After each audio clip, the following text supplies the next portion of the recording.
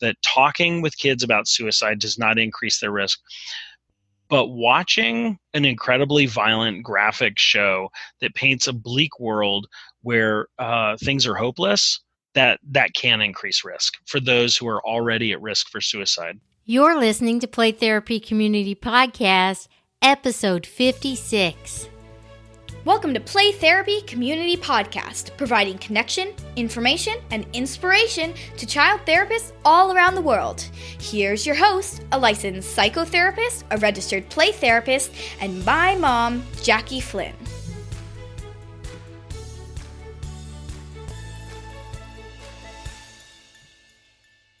Hi there. Thanks for tuning in to another episode of Play Therapy Community Podcast. Well, this is part 2 of our series on suicide. And I have with me today Dr. Jonathan Singer. Thanks for coming back on the show, Dr. Singer. Oh, thanks for having me, Jackie. It's a pleasure. So for those who haven't listened to the episode before this, I urge you to check that one out. It's really good on therapist efforts, assessments, and interventions. And this one is really delving into suicide pacts and social media, which I know is such an important topic. So, Jonathan, can you tell us about what we need to know as therapists working with children and adolescents and families about suicide pacts and the social media component? Yeah, so a suicide pact is any time where you have kids. Well, it could be anybody, but suicide pacts typically involve children. Where you have kids that say, if you kill yourself, I will go ahead and kill myself too. So that's the essence of a pact. Now, when I was a mobile crisis worker for children and adolescents back in the early 2000s in Austin, Texas, I was working with a suicide pact in a school. I was called in because there was a kid who had made a disclosure of suicidal ideation. And by the way, just a word about language. For a long time, people have been taught you should say when somebody tells you that they're suicidal, you call that a suicide threat, right? They've threatened suicide, and sort of the preferred language these days is simply to say there was a disclosure, right? So they disclosed suicidal ideation. It has a different feel to it. And it's a little more respectful of the experience. It's sort of less violent. But so there was a disclosure of suicidal ideation. I went to the school, and when I was there, the kid mentioned that if she died, that 3 of her other friends were also going to kill themselves. And I learned that because I said, have you told anybody else about your suicidal ideation? Yeah. And she said, well, yeah, my friends. I said, oh, what did you tell them? She said, well, they all know because we have a pact. Or she didn't say the word pact. She's like, because we have an agreement that if one of us kills ourselves, then the others will too. And I have to tell you, Jackie, I was completely traumatized by this whole experience. I was working with these folks for about 3 weeks, and every day I'd wake up and I was terrified that somebody would have died and it would set off this domino of suicides. Oh gosh, yes, the magnitude of just one person, but when we're talking about multiple people, it's just it's devastating. It is, and and from the most benign, boring administrative position, like that girl was my only client. I coordinated with the school counselor, and she contacted the parents, and so they got involved, but they didn't call our agency and say, hey, we want you to also work with our kids. In fact, the other 3 kids all had private insurance, and so they weren't eligible for our services because we were a community mental health agency, and we worked with folks who had Medicaid or had no insurance, right? And so from a strictly practical level, the question was, well, how do I work with these kids? How do I do this? And so back in the day, what I did was um, I, uh, I, well, I don't have to go into the whole story, but basically, I worked with the kids and I coordinated with the parents through the school counselor, and we ended up breaking up this group of kids. Mm-hmm. One of the kids got transferred to another school. The parents agreed to take away the phone privileges, and we kind of quashed it, right? Mm-hmm. That scenario would be so much different today. Absolutely. And Things so have that changed. that brings us into the realm of social media, Mm-hmm. because the reason why it was a suicide pact was because they were all in the same school. That's the only way they could connect with each other. But these days, you get kids who aren't in the same school. They might not even be in the same state, Mm-hmm. and they're connecting over social media, and they might have a suicide pact.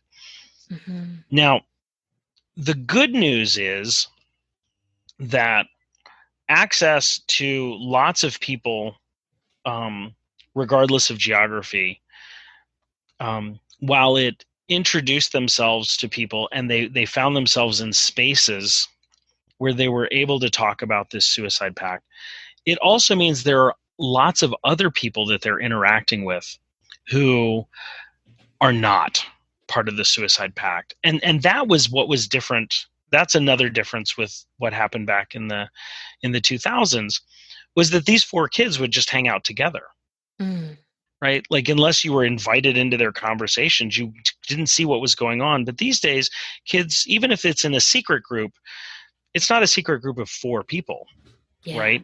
It's usually a secret group, but it's got a couple hundred people, and you've got these side conversations that go on. Mm-hmm. And so, So there's and some bonuses and some drawbacks to it, but it sounds like that isolation isn't as much because of just the nature of being in social media with other eyeballs on it. yeah, and so what you have is you have these other peers that can intervene. Not to say that we need to totally pass off responsibility for suicide prevention onto peers, but what it does mean is that it's all the more reason why we need to provide information, education, awareness, and training to teens, to adolescents, to kids in general, about what to do when they see kids who are talking about suicide. Mm-hmm. And those things include talking to a trusted adult, making statements, asking questions about, are you thinking about killing yourself? I say, making statements like, I think you should talk to somebody, and then having some resources. So, for example, one great resource for kids is the crisis text line. Mm-hmm. It's 741-741, and you can type start or home or a bunch of different things, and it'll prompt a crisis text conversation. And we know that kids these days would rather text than talk for the most part. Mm-hmm. Which is totally different than when we were kids. I mean, the last thing I wanted to do is have to write a letter to somebody. Like, Yes. put me on the phone, right? Yes. So that, we talk a lot about how, like, things are different these days, but that's actually one way in which things are different. Yes. Mm-hmm. Kids, 14-year-old in 1984 would rather spend 10 hours on the phone than write a single word. But these days, folks would rather text each other than actually talk. So knowing that the crisis text line is available, or for LGBTQ youth, the Trevor Project has a text chat crisis option. There even the National Suicide Prevention Lifeline has a chatting option. So even letting kids know about this is really powerful, so that when they're in these spaces, they can say, hey, have you chatted with the crisis text line? Here's the number, right? And then they're already on chat, and so they can start it. But this gets to another issue, which is that related to social media, that I think is really important for therapists and parents to know about, which is that these days, increasingly, these social media platforms are building in what they're calling artificial intelligence. Basically, they're just programs that recognize phrases, words, images that might be indicative of risk, and that they are having automatic responses, which are called bots, pop up and say things like, sometimes when people type in hashtag SUE, they are having thoughts of killing themselves. If you'd like to talk to somebody right now, click here. Oh, I love that. Oh my goodness. Exactly, because it's a beautiful thing, because it says, it adds a layer of intervention in one of the in social media platforms. If you go to Instagram and you type in hashtag SUE, which is short for suicide, that'll pop up. That's my dog barking. It's thundering and lightning outside. Sorry to interrupt. It's okay. Hello, doggy. So the Instagram, and I'm assuming Facebook. Facebook has the same thing. And there are also apps out there. Like there's an app called Coco, and it's built into other platforms like Facebook Messenger and Kik. And what they are is it's a combination of chatbots. So if you say I have a problem or I'm frustrated with this, then there are these chatbots that pop up, and they walk you through talking about your problem and narrowing down exactly what's going on, and then it connects you to other people where you can address your issues. It's what we think of as peer-to-peer support. Yes. And the peer-to-peer support oftentimes is for adolescents, because they're the ones that are on. Yeah. Oh, I love that. I know a lot of times I get kids in my office and they talk about how they have friends, that are having, a lot of times they refer to it as dark thoughts. Yep. And when they say that, it's just a really good time to have that conversation of, okay, what's that like for you to hear that? And, how can you respond? And it kind of demystifies it for them. Yes. No, that's a really good point.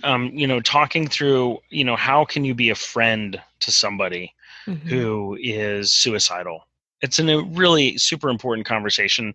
And it's the combination of providing information, as well as actual tools, so the next time somebody says, you guys would be better off without me, do you say, oh man, shut the F up, like, that's ridiculous, stop saying that stuff?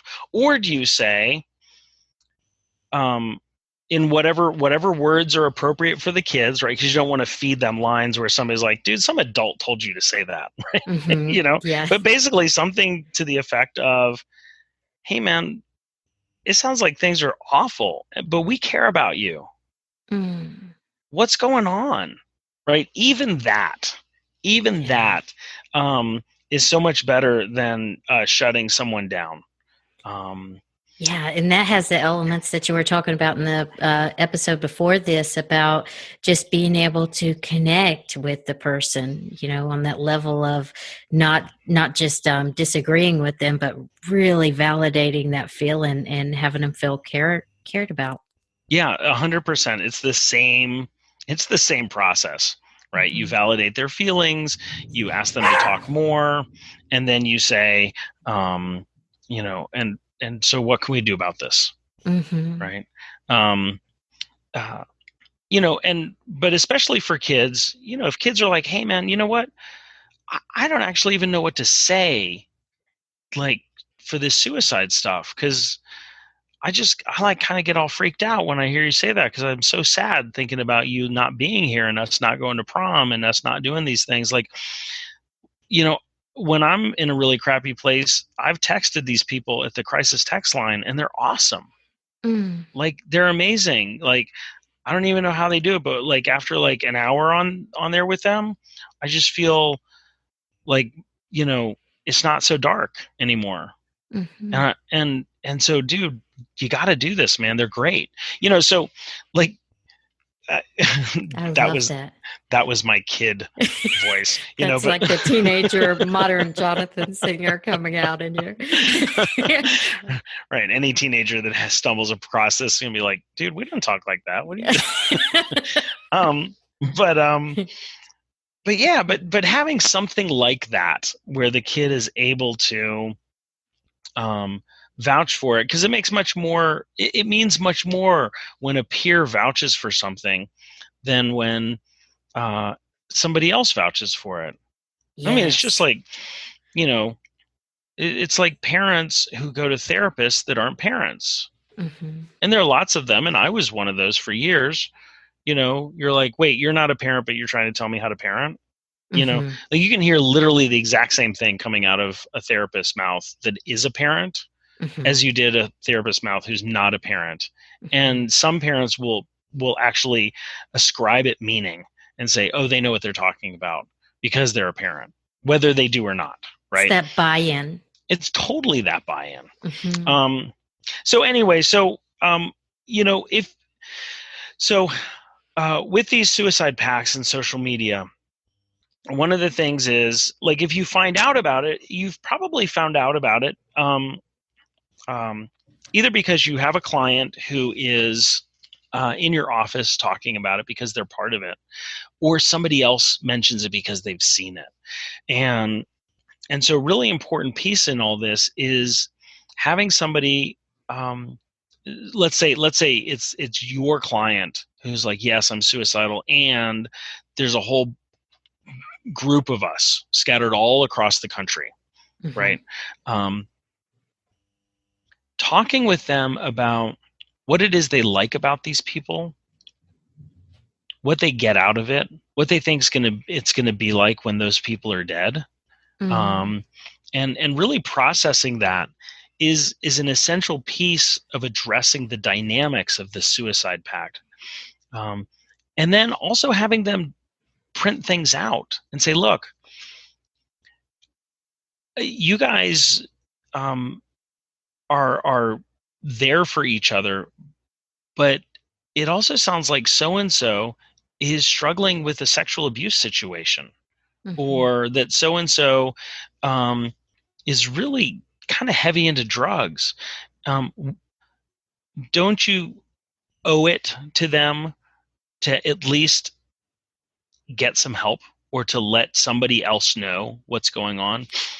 Mm-hmm. And in the abstract, that sounds like the kind of thing that a teenager would be like, no, Mm-hmm. no, I don't, and I'm not going to tell you. But that's Yeah. where having your therapeutic skills come in, and have this person actually start to get information about where they are, so that you can then start reaching out and Yeah. say, hey, there's a kid who's in Oregon, who goes by this screen name that we know is at risk for suicide, Mm-hmm. right? And and I was talking about this a little bit in the previous episode, but there's a service coordination aspect of it, that is really a core of effective suicide prevention. And Mm-hmm. you can go to law enforcement, Mm-hmm. in areas. You can contact the local crisis hotline in areas and say, okay, hey, so I know you guys get calls anonymously, so I'm not expecting you to know who this is, but I just learned from my client, here on the East Coast, that there's a kid on the West Coast that they've been interacting with, and I think they're in your town, blah, blah, blah, blah, blah. Yeah. What advice do you have? Right? Because crisis services in regions have a great idea of how to deal with folks that might not be forthcoming with their identity. Yeah. Like local resources, or just say something that would be specific to that area that could help. Yeah, exactly. So those are some of the things that you can do. Uh, and then you can always contact, like, if they're having chats over Facebook, you can if you can, convince the kid to flag the message Facebook has the possibility for flagging posts as at risk for suicide, then that can get the ball rolling. Mm. And so these are just, I know these are not foolproof and it's not totally satisfying, so if people were hoping that they were going to hear me give the answer for how you break up a suicide pact online, like, sorry to disappoint, but these are just some of the things that you have to go through, or you can go through, to address it. And it is, there's a lot to do with that. So Absolutely. And before we end, I just want to get your thoughts on the obstacle of a child feels like they're betraying their friend if they say something, or they feel like, gosh, my friend trusted me not to say anything, but if I tell my mom, I tell my dad, or I tell the teacher or the school counselor, then they're going to be mad at me. What are your thoughts on that obstacle? Well, I mean, there's the standard line, which is, it's better to have a friend alive and mad than dead. Oh, yeah. But beyond that is really saying things like, if that doesn't work, right? If they're like, yeah, no, it's this person is so important that I don't want them to be mad at me. Then I think it's a reasonable thing to say, you don't know what this person's future could look like. You don't know what happiness and joy could be in store for this kid, for your friend. You don't know what amazing things this kid could do for the world. And then start talking about, like, other people that have gone through suicidal crises and have come out the other side and done incredible things.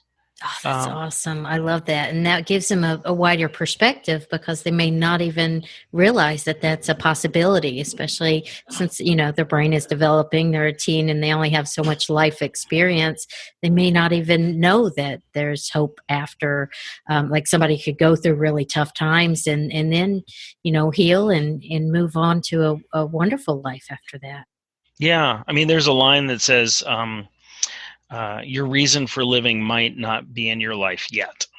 I kind of get teared up when I think about it, because, like, I just sort of imagine, one of those like time fade montages where you have the kid who feels alone and sad, at age 15, and then, age 28, like they're bouncing a little baby on their knee, and, like, they're just so grateful that they're here, and their whole life is now focused around making things as good as possible for this little being.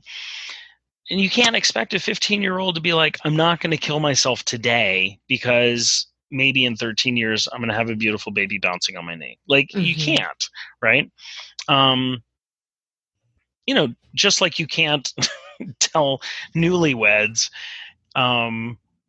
really what you guys are doing is you are saying, I'm going to put in a bunch of really good years so that, the bad years, there's somebody there for me. Like, it doesn't really make sense. Yeah. Right. And so, you can't expect it for adults to think like that, nor kids, but that's why painting a picture for it, for helping them to paint the picture for what the world could look like, what the future could look like for this person. And with the idea in mind that you're really building empathy for the potential for this person to have a happy life and for what that could mean for them and for their world.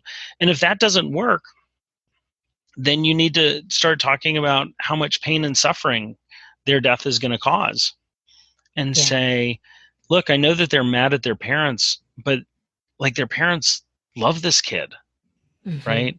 And just imagine how sad you and your friends are going to be when, such and such happens and they're not around to celebrate with you, right? Yeah. And so really, I don't want to say lay on a guilt trip, but do some really intense affective conversation, right? Where you're building up the emotion around this, so that they feel the sadness and the pain that would be associated with this person not being around. And so they are then motivated to act to keep them around. Because if they just hang out in their mind and they're like, well, everybody's got a right to do what they want. That's what it says in the Constitution, which is my favorite thing that teenagers pull out. They misquote the Constitution. Yeah. But if you hang out in your brain, it's really easy to say, no, this person has the right to die, and I don't have there's nothing I can do about it, nor is there anything I should do about it. But if they're actually feeling sad about this person not being in their life, they're much more likely to do something about it. Because emotions drive our actions. I think that's brilliant. I think one important thing too that I would like to include is that talking about this is so important. I think sometimes there's that misconception that if we bring it up, it's going to make people think about it and then it's going to make it happen more. Right. And let me put a really fine point on this. So there's actual research done by Maddie Gould, who's an epidemiologist in New York, who showed that asking kids about suicide not only did not increase risk for kids who were not suicidal, but for those who were suicidal, it actually decreased their level of distress, right? And so what that says is that asking about suicide, it does not increase risk. In fact, it can buffer some risk. And so if you're talking with somebody who, let's say this is a kid you're talking to that's not suicidal, but has heard, has seen a post and is like, oh, I think my friend is thinking about killing himself. Bringing up this conversation with that kid is not going to make them suicidal, right? And having a kid who have themselves been at risk at one point in their life, but maybe not now, it can actually serve as a reinforcing experience to be reminded of all the reasons why it's important to find lives worth living, right? To find that reason, to find that hope. There's been a lot of press about 13 Reasons Why, the Netflix series. And the suicide prevention community in general has been very vocal about how it places kids at risk. Now, you might think that is a little bit of a contradiction. We're like, oh, you can't make kids suicidal by talking about suicide. It's like, yes, that's true. And yet at the same time, we're also saying, and this depiction of a graphic suicide death and all those sorts of things actually increases risk. Well, like, what gives? How can you have both at the same time? Well, the difference is that the Netflix series provides a very graphic visual of how to kill yourself, what it looks like. It paints a picture of a world where there are no adults, where people didn't know what was going on, and that there was no hope. And that is a terrible message to have in a beautifully done, intense TV series that kids can binge watch at 3 a.m. under their bed covers. Absolutely. Right? And I know images can be so traumatizing. It's different than talking about it, because talking about it really activates the language centers of the brain, and then it goes with the feeling. That's more of just really intense exposure.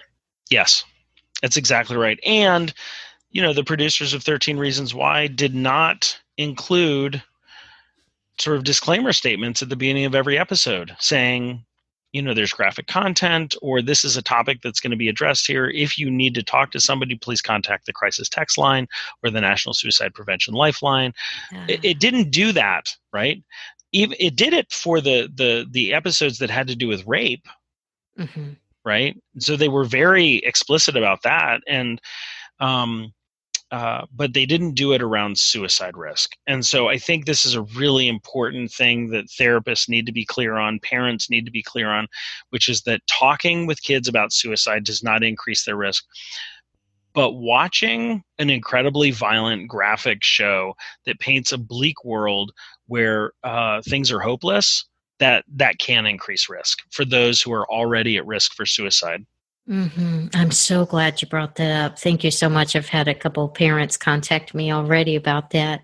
Well, I really appreciate this, Jonathan. I can't wait for people to hear all of the nuggets of wisdom that you've given in these 2 episodes. Thank you so very much. You're so welcome, Jackie. It's an honor and pleasure to be on your show. Oh, thank you. Bye. Bye.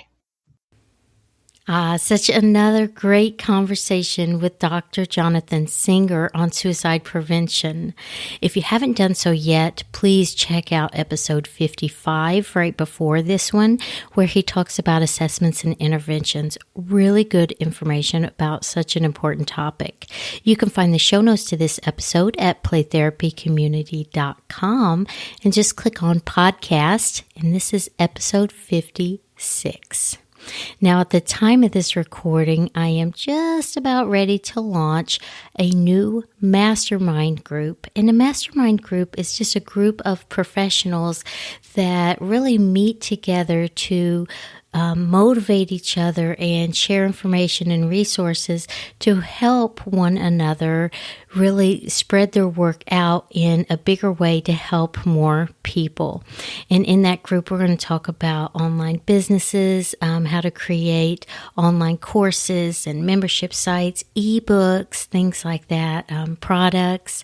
So if you're interested in that, where we brainstorm ideas and set goals and we give each other honest and compassionate feedback, it's kind of like a synergy of energy that we create to help each one of us just follow our dreams. Be sure to check that out at playtherapycommunity.com and just click on Mastermind Group up there in the menu. All right, if you're not a member of our Facebook group yet, I would love to have you in there.